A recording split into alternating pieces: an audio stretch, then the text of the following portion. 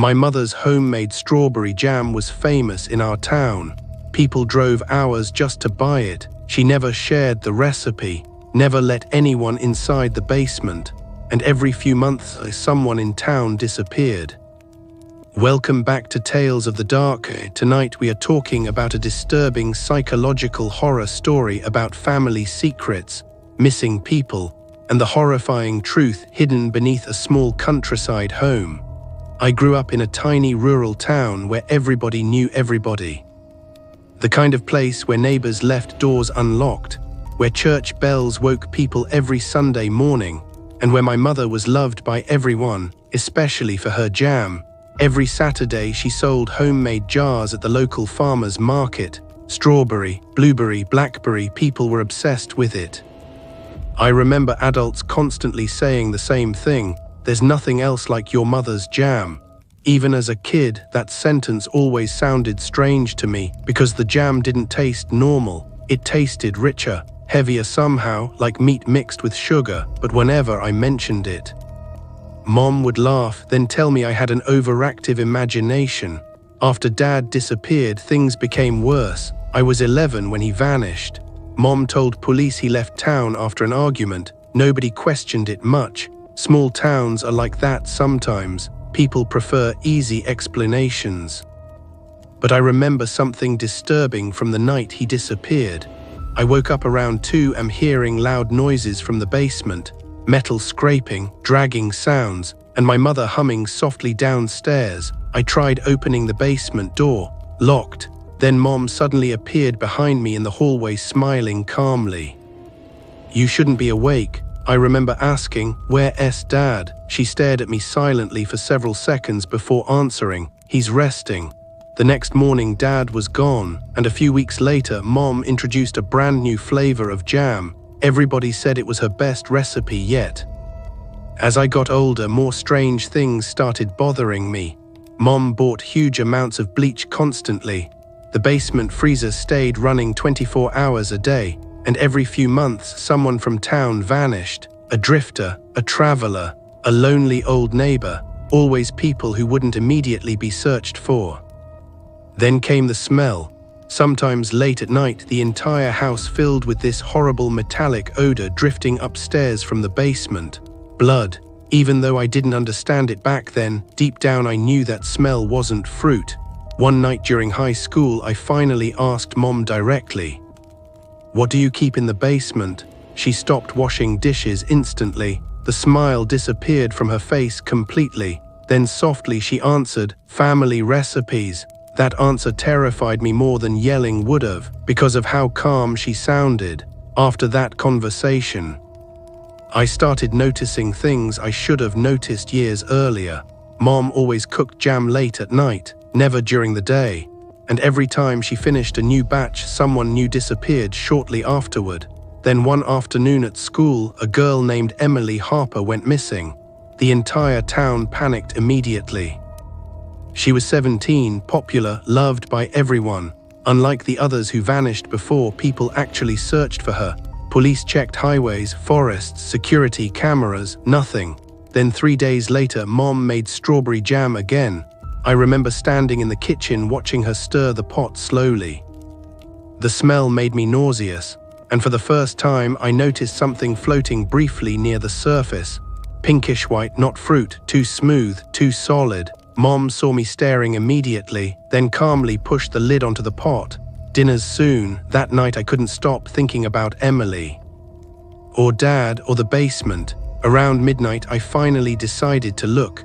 Mom had fallen asleep in the living room chair upstairs. I quietly took her keyring from the kitchen counter and walked toward the basement door. The closer I got, the colder the hallway became, and the smell returned. Sweet, rotten, metallic. My hands shook while unlocking the basement door. The stairs descended into complete darkness below. Then I heard something move underneath the floorboards, not rats, something heavier, wet footsteps.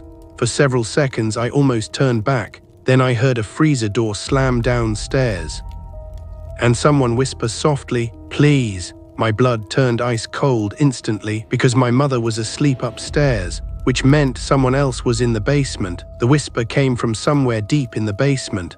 Please, I froze halfway down the stairs, unable to breathe. The darkness below felt wrong. Too heavy, like the air itself was thicker down there. Then came another sound, metal scraping slowly across concrete, something being dragged. My hands shook violently while gripping the flashlight. I almost ran back upstairs, but then I thought about Dad, Emily Harper. All the missing people posters hanging around town, and the way Mom smiled every time someone disappeared, so I kept going. Each wooden stair creaked loudly beneath my feet while the smell grew stronger, sweet, rotten, metallic, like strawberries mixed with blood. At the bottom of the staircase, the flashlight finally revealed the basement, and I immediately understood why Mom never allowed anyone down there. The walls were covered with shelves stacked floor to ceiling with glass jars, hundreds of them, maybe thousands, all filled with deep red jam. Every jar labeled carefully by hand, dates, names, locations. My stomach tightened instantly because these weren't recipe labels, they were people's names: Daniel Morris, Grace Holloway, Miller family, and near the center shelf, Emily Harper. Fresh ink, only 3 days old. I stumbled backward in horror. Then I noticed something even worse. Some jars contained small objects preserved inside the jam. Jewelry, buttons, pieces of clothing, human teeth. The flashlight nearly slipped from my hand. Then suddenly something moved behind me. I spun around so fast I almost screamed, but it wasn't my mother. It was a man, thin, terrified, locked inside a massive metal freezer cage at the far side of the basement. He looked barely alive, wrists chained, face bruised. The moment he saw me, he rushed toward the bars desperately. "Please help me." His voice cracked violently.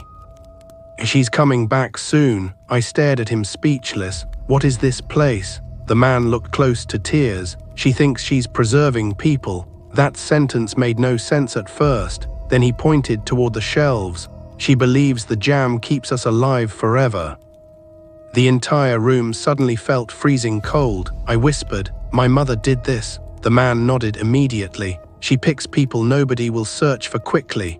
His breathing became shaky. "She says rotting is the real death." I couldn't process what I was hearing. Nothing felt real anymore.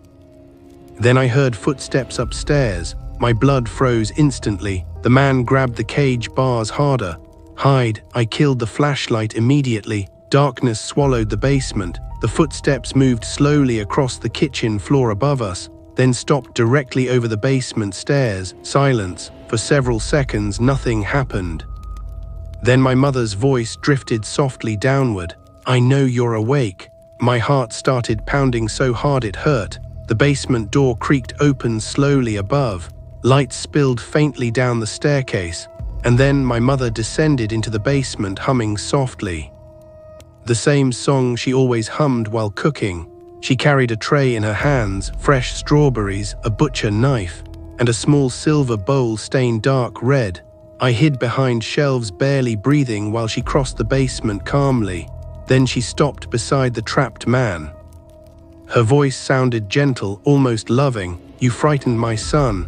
The man started sobbing. "Please let me go." Mom sighed sadly. "You people always say that." Then she touched his face gently, like comforting a child. "You'll understand soon." I watched through gaps between jars while she opened a notebook beside the freezer cage. Inside were pages filled with handwritten recipes, but the ingredients weren't normal. They listed names, ages, blood types, body weights, and beside each entry, taste descriptions. My stomach twisted violently. Then Mom suddenly stopped moving. The basement became completely silent. Slowly, she lifted her head and sniffed the air like an animal catching a scent. "You came downstairs." I nearly collapsed. Her voice stayed calm, too calm. She slowly turned toward the shelves where I hid. "I told you never to come down here." The flashlight slipped from my trembling hand accidentally. It hit the floor loudly. Silence. Then Mom smiled, not angry, disappointed, which somehow terrified me more. "I hoped you wouldn't find out this way." She stepped toward me slowly while holding the knife loosely at her side. The basement lights flickered softly overhead, and for the first time in my life, my mother looked completely unfamiliar. Not evil, not insane, certain. like she genuinely believed she was doing something beautiful. She stopped only a few feet away, then softly asked, "Have you ever wondered why people love my jam so much?" I couldn't speak. Mom smiled wider, because every jar contains memory. The trapped man suddenly screamed from inside the freezer cage, "She killed your father." The words echoed through the basement. My entire body went numb. Mom didn't even react. She just stared at me sadly, then whispered, "He wanted to leave us." Tears filled my eyes instantly. "What did you do to him?" For several seconds she said nothing. Then finally, "He's still here." And slowly, she pointed toward the shelves behind me. My mother pointed toward the shelves behind me. "He's still here." Slowly, I turned around. At first, I didn't understand what I was looking at. Rows of glass jars stacked endlessly beneath dim basement lights. Then I saw one near the center shelf labeled Michael Carter, my father's name. The jar looked older than the others. Dust covered the lid, and floating inside the thick dark jam was Dad's wedding ring. I felt something inside me break instantly. Mom stepped closer quietly. "He became part of this family forever." My hands started shaking uncontrollably. "You're insane." Her expression actually looked hurt by that. "No," she whispered softly. "I save people." The trapped man behind the freezer cage started screaming again. "She's lying. She keeps pieces of them." Mom suddenly moved faster than I'd ever seen before. The butcher knife slammed through the cage bars, burying itself inches from the man's face. Quiet. The basement went silent immediately. Then she turned back toward me calmly, like nothing had happened. "I never wanted you involved in this." Tears filled my eyes while staring at Dad's jar. "You killed him," Mom sighed. "He wanted to abandon us." The way she said it sounded almost childish, like she genuinely believed that justified everything. Then she slowly reached toward my shoulder. I stepped backward immediately and accidentally knocked over one of the jars behind me. It shattered across the basement floor. Thick dark jam spread across the concrete, and mixed within it, human fingernails scattered outward. The smell hit instantly, rotting sweetness, blood, decay. I threw up beside the shelves. Mom looked devastated. "You ruined it." Not horrified, not guilty, upset about the jar. That was the moment I realized something terrifying. My mother wasn't hiding what she did because she feared getting caught. She hid it because nobody else appreciated her work. The trapped man suddenly screamed again. "She's going to do it to you next." Mom slowly looked toward him, then toward me, and for the first time I saw uncertainty in her eyes, a horrible realization forming. "You went downstairs," she whispered. "You know now." The basement suddenly felt very small, very trapped. Then Mom smiled again, and somehow that smile terrified me more than the knife. "You'll understand eventually." She stepped toward me slowly. "I can preserve us together." I backed away instantly. "No, you don't mean that." I said no. My scream echoed through the basement. Mom stopped moving. Her expression slowly changed from sadness to disappointment. Then the lights overhead flickered violently, and suddenly the power went out. Complete darkness swallowed the basement instantly. The trapped man started yelling. "Run!" I heard movement in darkness, fast movement, then glass shattered nearby. I bolted blindly through the basement, knocking shelves over while jars exploded across the floor around me. My mother called after me calmly through darkness. "You can't leave the family." I reached the staircase just as something grabbed my ankle, her hand, cold, wet. I kicked free violently and sprinted upstairs. The moment I reached the kitchen, I slammed the basement door shut and locked it, then immediately heard pounding from below, not frantic, slow, patient, like she knew I wouldn't get far. I grabbed the truck keys from the counter and ran outside into the storm. Rain hammered the property while thunder shook the countryside. I jumped into Grandpa's old pickup and started the engine, then froze, because standing near the edge of the property beneath lightning were people, dozens of them. Pale figures motionless in the rain. At first I thought they were neighbors, then lightning flashed again, and I realized they weren't moving naturally. Some were missing limbs, some had distorted faces, and all of them stared toward the house silently. The preserved, the people Mom saved. Another lightning flash illuminated the upstairs kitchen window. Mom stood there watching me, smiling calmly. Then she raised one hand slowly, inviting me back inside. I slammed the truck into reverse and tore down the muddy road toward town. I never looked back. Police searched the farmhouse the next morning. But when they entered the basement, everything was gone. No jars, no freezer cage, no blood, nothing, only clean concrete walls, and my mother had vanished completely. The sheriff believed I suffered some kind of breakdown after years of grief. Nobody believed my story until 6 months later. A new homemade jam stand appeared at a farmer's market 2 towns away. Different woman, different name, but same recipe, same glass jars, same smell. And taped beneath one jar lid, police found a tiny silver wedding ring. For 6 months, I tried convincing myself none of it had happened. That grief had broken my mind, that maybe I imagined the basement, the jars, the freezer cage, my mother smiling beside shelves filled with human names, but every night I still smelled strawberries, metallic strawberries, rotting sweetness lingering in rooms where nobody had cooked. And every time I closed my eyes, I saw Dad's wedding ring floating inside that jar. I moved 3 states away after the farmhouse incident, changed apartments twice, stopped answering unknown phone numbers, stopped trusting homemade food completely. People thought I was paranoid, maybe I was. But paranoia doesn't explain what happened next. One rainy evening in October, I came home from work and found a package sitting outside my apartment door.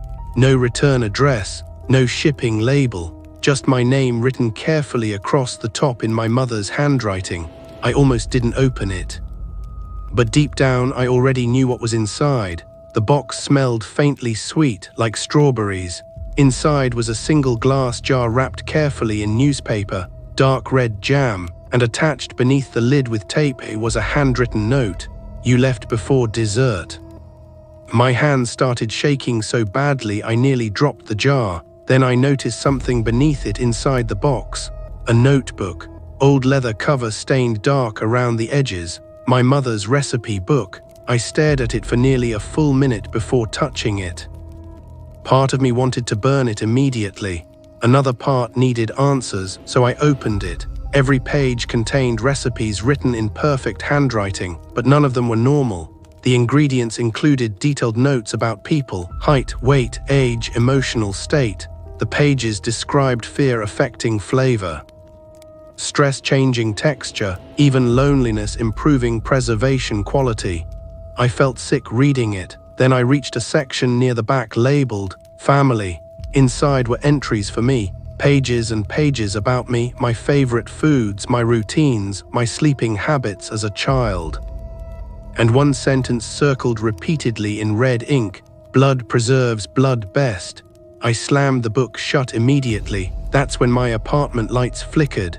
The smell of strawberries suddenly became overwhelming, and from somewhere inside the apartment I heard humming, soft humming. The exact song Mom used to sing while cooking. My blood turned ice cold. Slowly I turned toward the kitchen. The humming stopped instantly. Silence filled the apartment. Then came the sound of a spoon scraping gently against glass. I grabbed the nearest knife from the counter and moved slowly toward the kitchen doorway. Every instinct screamed at me to run, but I needed to know. The kitchen was empty at first.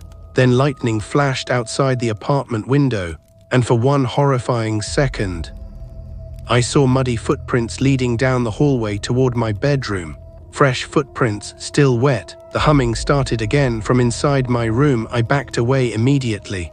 No, the bedroom door creaked open slowly by itself. Darkness waited inside. Then my mother's voice whispered softly, "You forgot your birthday."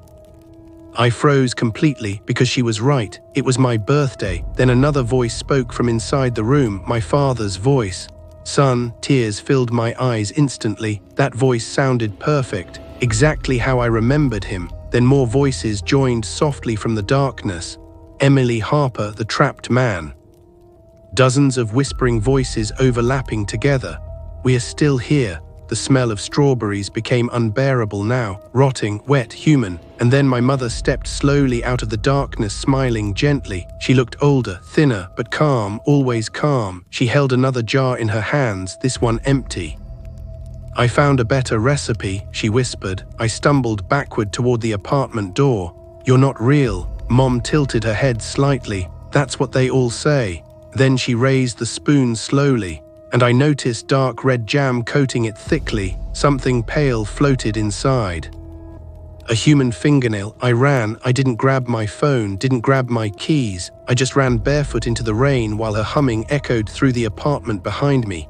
Police searched my apartment later that night, but again they found nothing. No footprints, no recipe book, no jars. No sign anyone else had been there, except for one thing. Inside my refrigerator, they discovered a fresh, unopened jar of homemade strawberry jam. No label, no fingerprints, just one sentence written beneath the lid. "Family always comes home." I still move constantly now. Different cities, different names. But every few months, another package arrives, always without return address, always smelling faintly sweet. And last week, I finally made the mistake of opening one again. Inside was a small glass jar, fresh, warm, labeled carefully in my mother's handwriting, with my name, "Subscribe to Tales of the Dark," where every story gives you a nightmare. And if you have your own terrifying experience you can't explain, send your story through the comments or email, and your nightmare may become our next nightmare.